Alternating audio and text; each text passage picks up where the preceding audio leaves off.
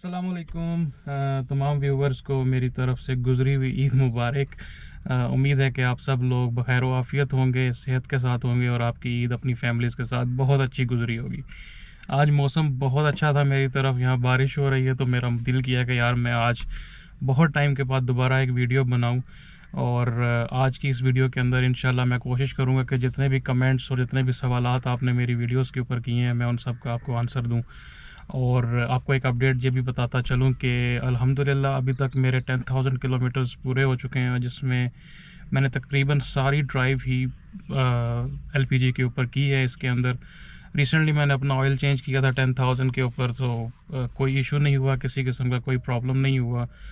थोड़ा सा समराइज़ करता चलूँ उन लोगों के लिए जो मेरी ये वाली वीडियो पहली बार देख रहे हैं, that I have done an experiment on my Corolla. मेरे पास 1.3 है और उसके अंदर मैंने एलपीजी के ऊपर शिफ्ट किया था। कंसर्न वाज टू चेक के एक अल्टरनेट फ्यूल की क्या परफॉर्मेंस होती है और सेकेंडली अगर ये पेट्रोल से बेहतर माइलेज देती है या नहीं। तो एक्सपेरिमेंट मेरा बहुत अच्छा गया, बहुत मज़ा आया। पहले मेरा दिल ये था कि यार मैं ये करने के बाद शायद मैं किट उतार दूं। एट द स्टार्ट मैं वो किट शायद उतारने के लिए गया था, लेकिन समहाउ किसी तरह मैं एलपीजी के ऊपर शिफ्ट हो गया। लेकिन अब मुझे इसको चलाने के अंदर ज़्यादा मज़ा आना शुरू हो गया, क्योंकि इसकी पिक मुझे पेट्रोल से थोड़ी बेहतर लगती है। इवन कि आप इसके ऊपर रेड लाइन तक चले जाते हो। लाइक पेट्रोल पे मैं आज तक कभी 6000 आरपीएम मैंने टच नहीं किया, बहुत मुश्किल हो जाती है। लेकिन ये तो आपको 6-7 हज़ार तक गैस के ऊपर जो है वो आप चले जाते हो, तो दैट मीन्स कि आपकी स्पीड जो है वो काफ़ी बेहतर इम्प्रूव हो जाती है। तो 10,000 किलोमीटर्स सो फार सो गुड। अल्हम्दुलिल्लाह मुझे किसी किस्म का कोई मेजर इशू फेस नहीं हुआ, कोई प्रॉब्लम फेस नहीं हुई इसके अंदर। हाँ, जब आप अपनी किट लगवा रहे होते हैं तो तब आपको फिटमेंट के अंदर इश्यूज आते हैं, क्योंकि वो वर्कमैनशिप है, क्राफ्टमैनशिप है पाकिस्तानी मैकेनिक्स की, तो छोटे मोटे प्रॉब्लम्स आपको आ सकते हैं। अदर देन दैट मुझे अभी तक कोई ऐसा प्रॉब्लम फेस नहीं हुआ जिसमें मैं कहूँ कि यार ये कोई बहुत ही आउट ऑफ द वे चीज़ थी, या कोई प्रॉब्लम ऐसा हो जिसके अंदर यार कार बंद हो गई या कार खराब हो गई या मुझे सड़क के ऊपर कहीं खड़ा होना पड़ गया, यार मैं क्या करूँ इसका। तो एज सच कोई भी इशू मुझे फेस नहीं हुआ। सिर्फ एक इशू मुझे हुआ था और इसके बारे में मैंने आपको वीडियोज़ के अंदर भी बताया था कि यार जो बैक पे वेल्व लगा होता है वो ज़रूर लगवाएं। एक एक्स्ट्रा वेल्व भी अंदर आप ऐड कर दें, ताकि इन केस अगर कोई मिसफायर होता है या कोई वेल्व लीक होता है तो आपके पास एक एडेड प्रोटेक्शन मौजूद हो। वो मैंने भी लगवाया और मैं आप सबको भी यही रेकमेंड करूँगा। The good thing about this whole journey was के मेरी वीडियोज़ के ऊपर मुझे काफ़ी सारे लोगों ने अप्रोच भी किया, डायरेक्ट मैसेजेस भी किए, कमेंट्स भी किए। बहुत सारे लोगों ने जो है वो एलपीजी पे अपनी कार शिफ्ट की। And the good thing is उनके फिर मुझे कमेंट्स वगैरह भी आते रहे। कुछ लोगों ने वैसे भी बताया यार कि कितनी ऑसम माइलेजेस उनको मिल रही हैं। Particularly one of them was के यार आई थिंक किसी ने बताया कि कल्टस थी उनके पास और उन्होंने उसको शिफ्ट किया and he was getting around 30+ mileage. Insane mileages हैं। और सबसे बेस्ट चीज़ ये है कि आजकल पेट्रोल 290 का मिल रहा है आपको पर लीटर, और एलपीजी का रेट शायद इस वक्त 250 के ऊपर आ गया। लास्ट टाइम जब मैंने फिल की थी वो अराउंड 260 थी और इस वीक में शायद 250 के आसपास जो है ना वो रेट आ चुका हुआ है। तो चले मैं शुरू करता हूँ, आपके कमेंट्स में लेता हूँ और देखता हूँ कि मैं कहाँ तक आप लोगों की फर्दर हेल्प कर सकता हूँ इसके अंदर। तो अहमद दवा साहब हैं एक, उन्होंने कमेंट किया है that sir I recently switch to LPG but constantly facing issues of long cold start went for setting multiple times but still unresolved, what probably the issue. तो भाई पूछ रहे हैं कि यार जिस वक्त गाड़ी वो शाम को खड़ी करते हैं या काफ़ी देर खड़ी रहती है, तो उसके बाद जब वो गाड़ी स्टार्ट करना चाहते हैं तो कार बहुत लंबा सेल्फ लेती है या बहुत लंबा टाइम आपको उसको अग्रेसिवली चलना पड़ता है। तो इसका एक प्रॉब्लम ये होता है, क्योंकि आप देखें आपको मैं थोड़ा टेक्निकली समझाता हूँ कि दोनों फ्यूल्स आपके चल रहे होते हैं। जिस वक्त आपने कार को ऑफ़ किया या जिस वक्त आपने पेट्रोल को कन्वर्ट किया तो पेट्रोल लाइन के अंदर पेट्रोल मौजूद है, उसने वहाँ तक पंप अप कर दिया होता है आपका पेट्रोल। और सेकेंडली जिस वक्त आप गैस कट ऑफ करते हैं या आप इग्निशन ऑफ करते हैं कार का, तो गैस आपकी किट तक मौजूद होती है। तो जिस वक्त आप दोबारा स्विच ऑन करते हैं तो वो दोनों फ्यूल्स रेडीली उस वक्त अवेलेबल होते हैं इंजन के ऊपर। तो जब दोनों मिक्स होते हैं तो गाड़ी प्रॉपरली स्टार्ट नहीं होती। तो आपने एक चीज़ करनी है जो कि मेरी भी आदत बन चुकी है अब, और वो ये है कि जिस वक्त भी आप गाड़ी खड़ी करें तो गाड़ी मतलब खड़ी करने जा रहे हैं, आपको पता है कि मैं गाड़ी खड़ी करने लगा हूँ, तो आप पहले उसको पेट्रोल पे कन्वर्ट कर दें और 3-4 रेव्स दे दें उस गाड़ी को। मतलब आपने गाड़ी स्विच ऑफ करने से पहले पेट्रोल पे कन्वर्ट करना है और गाड़ी को एक दफ़ा रेस दे देनी है and then you switch it off. तो नेक्स्ट टाइम आपको कभी कोल्ड स्टार्ट नहीं होगा। अब मैं गाड़ी में बैठा हूँ, मैंने अभी तक गाड़ी ऑन नहीं की है, कल रात से ही खड़ी हुई है यहाँ पे। तो मैं अभी आपको दिखाता हूँ कि मेरी आदत है, और मैं अभी गारंटी देता हूँ कि अभी मैं अगर इसको ऑन करूँगा तो आप देखिएगा कि सेल्फ कितना क्विक होता है। Let me show you. तो ये देखिएगा, मैं अभी इसको ऑन करता हूँ।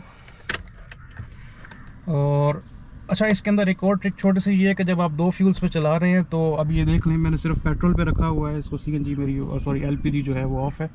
तो आपने करना ये है कि आपने हल्का सा नीचे पैडल को टैप कर देना जैसे ही आप इग्निशन दें।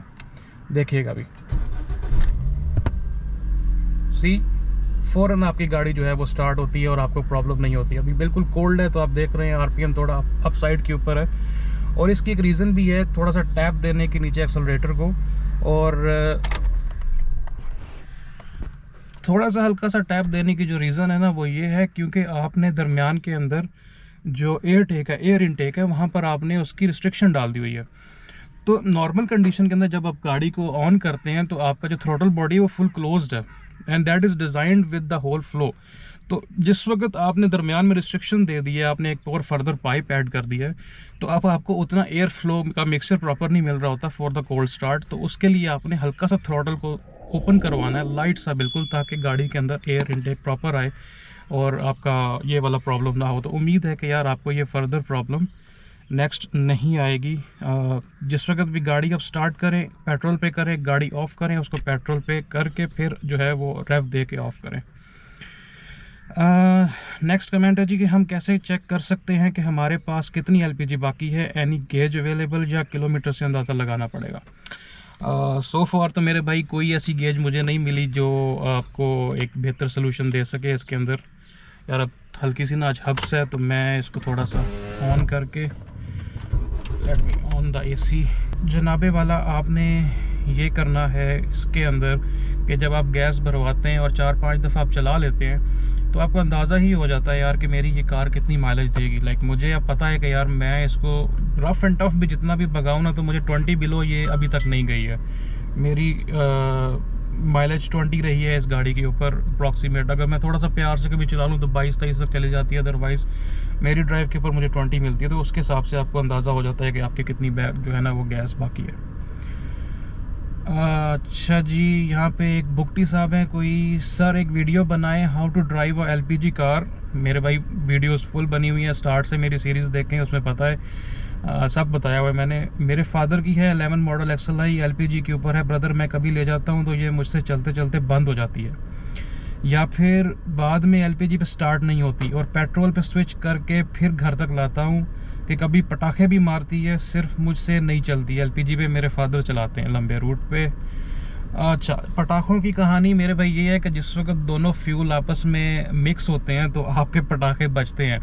मैं जिस वक्त इसकी सेटिंग करवा रहा था बिल्कुल पहले दिन, in the very first hour मैंने गैस फिल अप करके जब करवाई, तो व्हाट हैपेंड कि वो उस वक्त मेरा जो एडवांसर था वो प्रॉपर वर्क नहीं कर रहा था, उसके अंदर कोई इशू था, उसकी कोई पिन वगैरह लूज़ थी उसके अंदर। तो क्या हो रहा था कि पेट्रोल और गैस मिक्स हुई और इतना क्लास का पटाखा बजा के उसने जो मेरा जहाँ पे फ़िल्टर लगा होता है उसको ही नॉकआउट कर दिया, उसकी दोनों पिन्स टूट गई। तो वो फिर मुझे वो भी नया डलवाना पड़ा। और पटाखे जो हैं वो 2 फ्यूल्स के आपस में मिक्स होने पे होते हैं। तो अगर आपका ये प्रॉब्लम चल रहा है कि आपके दोनों फ्यूल मिक्स हो रहे हैं, तो जो आपका उसके अंदर अपनी वायरिंग चेक करवाएं सबसे पहले। अगर कोई फॉल्ट नहीं मिलता तो फिर ये जो आपका स्विच लगा होता है यहाँ पे, ये वाला, इसको चेंज करवा लें, ये न्यू लगवा लें। क्योंकि अगर ये मिस फायर करे तो दैट मीन्स कि आपकी इलेक्ट्रॉनिक्स प्रॉपर वर्क नहीं करती और आपके 2 फ्यूल जो हैं वो आपस में मिक्स होते हैं और गाड़ी पटाखे मारती है। तो इस केस के अंदर अगर आपको फील हो कि आपकी गाड़ी जो है वो पटाखे मारना शुरू हो गई है, तो उसको एलपीजी से फ़ौरन हटा दें, वेल बंद करें और पेट्रोल पे स्विच कर लें उसको। इस कंडीशन में गाड़ी ना चलाएं, क्योंकि ये गाड़ी के लिए प्रॉब्लम क्रिएट कर सकती है। क्योंकि जो कंबशन जब प्रॉपर नहीं होगी तो आपके इंजन को प्रॉब्लम आएगी उसके अंदर। एक और भाईजान कह रहे हैं कि भाईजान आप एमुलेटर एंड एडवांसर दोनों यूज़ किए हैं या ओनली एडवांसर यूज़ कर रहे हैं? ये दोनों हैं, दोनों ही यूज़ कर रहे हैं। यार इसका आंसर मुझे क्लियरली नहीं पता। मेरे सीएनजी सिस्टम के अंदर शायद एडवांसर लगा हुआ है, क्योंकि वो एडवांसर जो है वो ज़रूरी होता है सीएनजी सिस्टम के लिए, लेकिन एलपीजी के ऊपर उसकी ज़रूरत नहीं होती। आप उसके बगैर भी एलपीजी पे गाड़ी रन कर सकते हैं और इजीली होती हैं, और काफ़ी सारे लोग और काफ़ी सारे मेरे दोस्तों ने करवाई भी हुई हैं। आपको इसकी ज़रूरत बिल्कुल भी नहीं होती एलपीजी के अंदर। एक और भाई जन फरमाते हैं that I am really impressed from your vlogs, you have excellent way of talking with good communication skills. Sir thank you so much, तारीफ़ का शुक्रिया।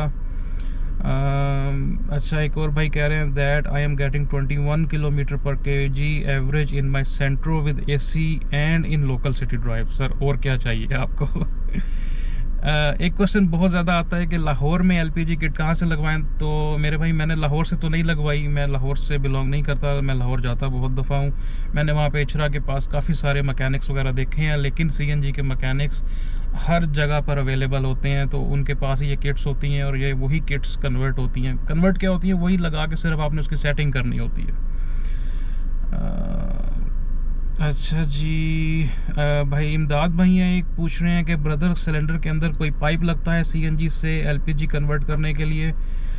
तो नहीं मेरे भाई, सिलेंडर के अंदर इटसेल्फ कोई पाइप नहीं लगता। सिलेंडर के ऊपर आप वेल्व ज़रूर लगवाएं, प्रोटेक्शन वेल्व ज़रूर लगवाएं। पाइप्स आपके लगते हैं आपकी किट के अंदर, जिसके अंदर आपको पानी देना होता है, क्योंकि LPG जो है वो जिस वक्त एक्सपेंड करती है, क्योंकि वो लिक्विड फॉर्म में होती है, और लिक्विड से जब वो गैस के अंदर कन्वर्ट होती है तो वो बहुत ज़्यादा एनर्जी चाहिए होती है उसको, और वो एनर्जी जब एटमॉस्फेयर से लेती है तो वो आपका टेम्परेचर डाउन कर देती है।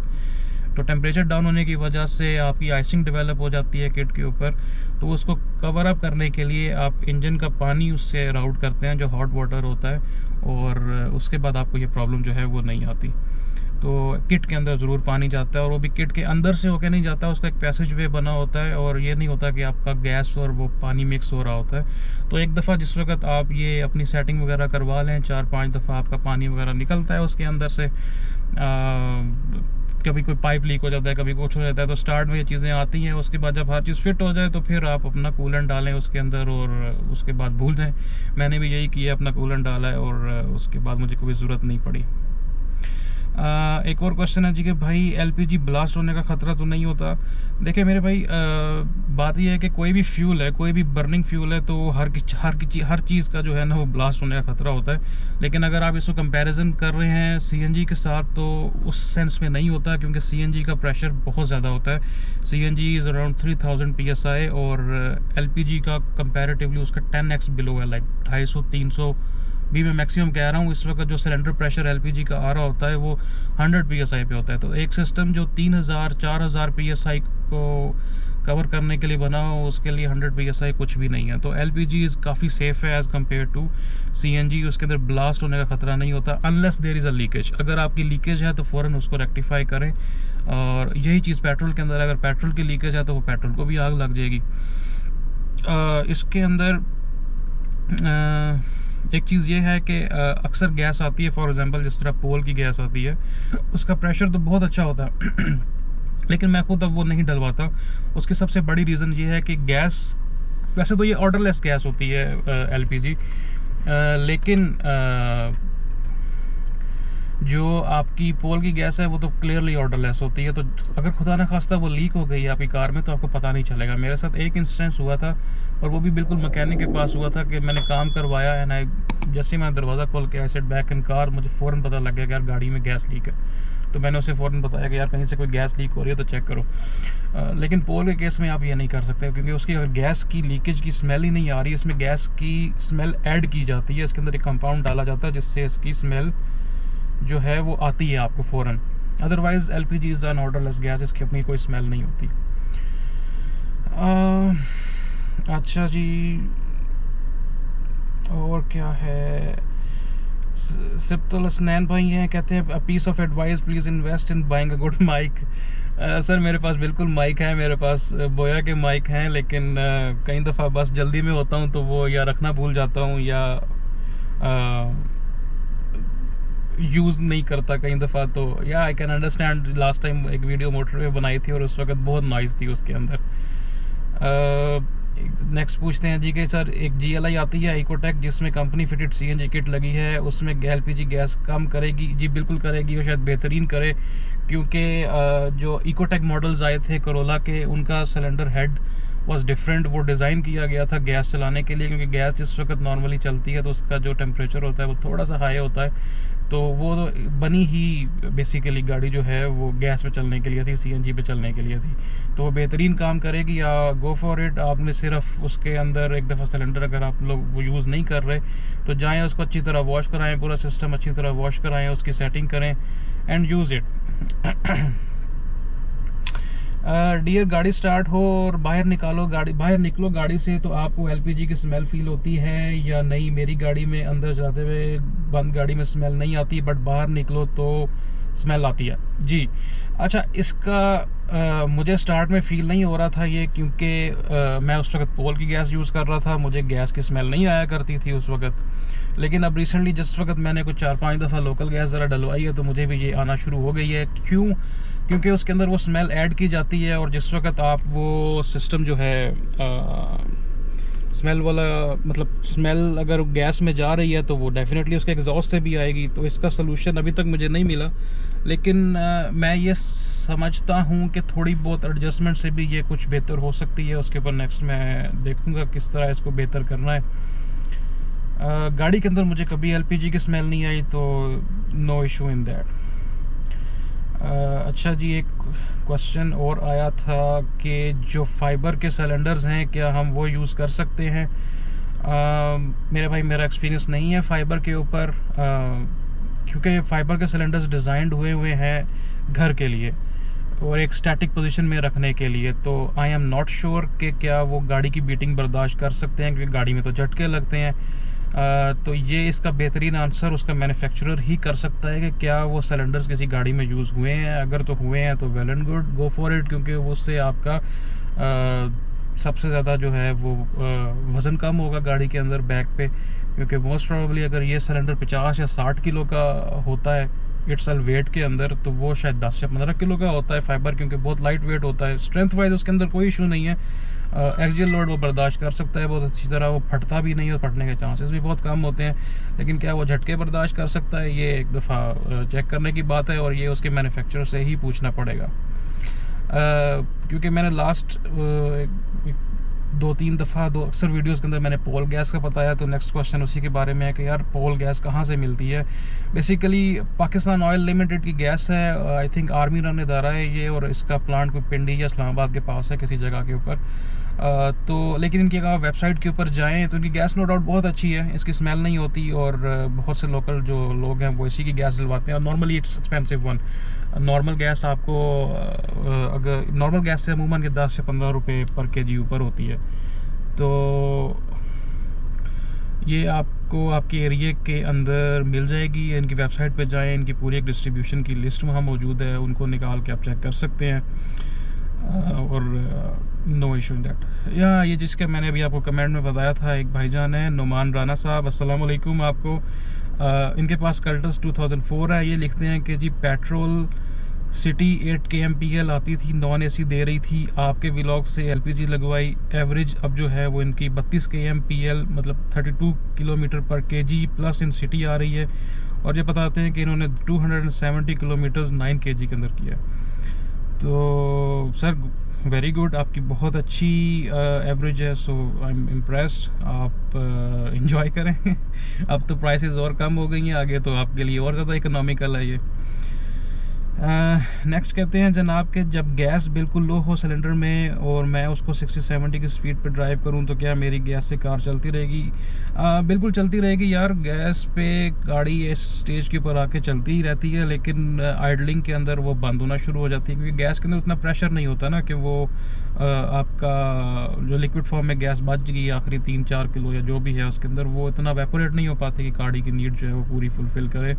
तो वो स्लो एंड स्टडी वो चलती तो रहती है, लेकिन फ़ायदा नहीं है यार उसका कुछ करने का। मेरा जो एक अपना ज़ाती एक्सपीरियंस रहा है इस पूरे जर्नी के अंदर वो यही है कि यार फॉर एग्ज़ाम्पल अब तो मेरी आदत बन गई है कि मैं सिलेंडर फुल करवाता हूँ। फुल करवा लिया जब मुझे पता है कि यार सिलेंडर में अब 3 या 4 किलो या 5 किलो गैस बची है, गो अगेन एंड एक दफ़ा फिर सिलेंडर आप फुल करवा लें, आपको प्रॉब्लम नहीं आती उसके अंदर। दोस्त जब मैं कार पार्क कर देता हूँ तब किट से पानी लीक होता है, उसका क्या सलूशन होगा? किट से पानी लीक होने का मतलब तो ये है यार कि या तो आपका कोई पाइप लीक है, अगर पाइप भी ओके हैं, आपकी सारी फिटिंग्स भी ओके हैं, तो फिर हो सकता है कि आपकी किट के अंदर कोई फॉल्ट हो, किट के अंदर जो उसका पैसेज वे बना हुआ है उसमें कोई क्रैक हो और वो वहाँ से पानी जो है वो लीक होता हो। इसका अब ये किसी अच्छे बंदे को दिखा कर ही आपको पता चलेगा कि क्या प्रॉब्लम है। अच्छा, अस्सलाम वालेकुम मोहतरम ब्रो, प्लीज़ आपने जो कार्बोरेटर का पाइप कटिंग वाला दिखाया है उसकी सही तरह समझ नहीं आई। ये वाला थोड़ा सा ट्रिकी है क्योंकि अब मैं उसको खोलना भी नहीं चाहता दोबारा, क्योंकि मैंने पहले लास्ट 2 दफ़ा तो उसकी सिलिकॉन उतार के वो ट्राई किया था किसी तरह मैं बना दूं उसकी वीडियो। अनफॉर्चुनेटली जो मेरे मैकेनिक हैं ना वो थोड़ा सा शाय हैं, वो वीडियो के ऊपर आके बताते भी नहीं है कुछ और मुझे बनाने भी नहीं देते कि भाई मैं नहीं आपको बनाने दे रहा यहाँ पे। लेकिन एनीवेज उसका यही है यार कि आपने उसको हाफ कट करना है और उसको उस पाइप के तकरीबन दरमियान तक रख देना है। अब उस पाइप के 2 एजेस होते हैं, तो आसान लफ्ज़ों में बताऊं तो जो इंजन की तरफ फेस कर रहा है एज उसको थोड़ा सा ज़्यादा काट दें और यानी उसके अंदर से थोड़ी सी टिक्की बाहर निकाल दें सॉर्ट ऑफ, और उसको थोड़ा सा टिल्ट कर दें। तो इतना सा काम है, इससे ज़्यादा कुछ नहीं है उसके अंदर, वो आपका इजीली कर देगा। नेक्स्ट क्वेश्चन है जी कि मोटरवे पर कोई पाबंदी तो नहीं है एलपीजी वाली प्राइवेट कार पे? सो फॉर यार अभी तक किसी ने नहीं बताया इसके ऊपर, क्योंकि मैंने तो ऐसे पंप्स भी देखे हैं जो लाइसेंस्ड हैं और जो अपनी गैस सिटी के अंदर जो है वो सेल आउट भी कर रहे हैं। तो अभी तक तो ऐसा कोई रेगुलेशन मैंने नहीं देखी जिसमें ये कहा गया हो कि यार ऐसी कोई कार अलाउड नहीं है मोटरवे के ऊपर।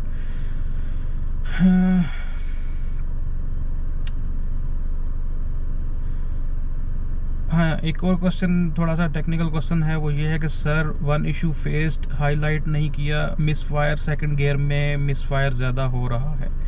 अच्छा, इसके अंदर एक और ये है कि आपने किट पे गौर किया होगा, आपकी किट की साइड के ऊपर एक और एडजस्टमेंट का साइड पे स्क्रू होता है। वो स्क्रू जो है ना वो बेसिकली आइडलिंग को, एयर फ्यूल रेशो को बेसिकली वो एडजस्ट कर रहा होता है किट से, जो गैस की होती है। तो जब आप उसको एडजस्ट करेंगे तो आपका ये प्रॉब्लम जो है ना मिसिंग का, वो बहुत हद तक कम हो जाएगा। तो मुझे भी ये प्रॉब्लम आ रही थी कि मेरे आरपीएम जो हैं वो स्टेबल नहीं रहते थे। अभी स्टेबल ना होने की वजह से जो है वो गाड़ी कभी बंद हो जाया करती थी, कभी मिसिंग करती थी या झटके मारती थी। तो जब से मैंने उसको थोड़ा सा एडजस्ट किया, वो मैंने खुद ही थोड़ा सा डायग्नोज करके एडजस्ट किया था उसको, तो सो फार अभी तक कोई इशू नहीं है। एसी के ऊपर भी आरपीएम स्टेबल रहते हैं, विदाउट एसी आरपीएम स्टेबल रहते हैं। तो ये वाला जो प्रॉब्लम है ये इंशाल्लाह आपका हल हो जाना चाहिए। अगर नहीं होता तो फिर अपने किसी अच्छे वाले मैकेनिक को आप चेक करवाएं। और जनाब जनाब जनाब हाँ, बाकी कमेंट्स अक्सर जो हैं वो आइसिंग के ऊपर ही आते हैं, लेकिन यार सो फार मुझे इस गाड़ी के अंदर कभी कोई ज़्यादा क्या बल्कि फेसिंग हुई नहीं है। मैंने बहुत ट्रैवल किया है कंटिन्यूस, कहीं कहीं 100 किलोमीटर का मैंने एलपीजी पे ट्रैवल किया है, मुझे आइसिंग का प्रॉब्लम नहीं आया। मैं चाह रहा था कि इसके अंदर वो हीटर्स वगैरह कर दूं, लेकिन अब वैसे ही गर्मी आ गई हैं तो मैंने वो प्लान थोड़ा सा स्किप कर दिया है। जिनको प्रॉब्लम आ रही है आइसिंग की, मैं तो उन्हें यही कहूँगा कि यार आप सिलेंडर फुल करवाएं और फुल करा के चलाएं। 4 किलो 5 किलो गैस डलवा के जो है वो आपको ये सिस्टम कभी भी मज़ा नहीं देगा। ये सिस्टम आपको तभी मज़ा देगा जब इसके अंदर काफ़ी ज़्यादा गैस मौजूद हो। तो आखिरी जो 2-4 किलो रह जाते हैं उनको छोड़ें और गैस अपनी फुल करवाएं। ओके जी,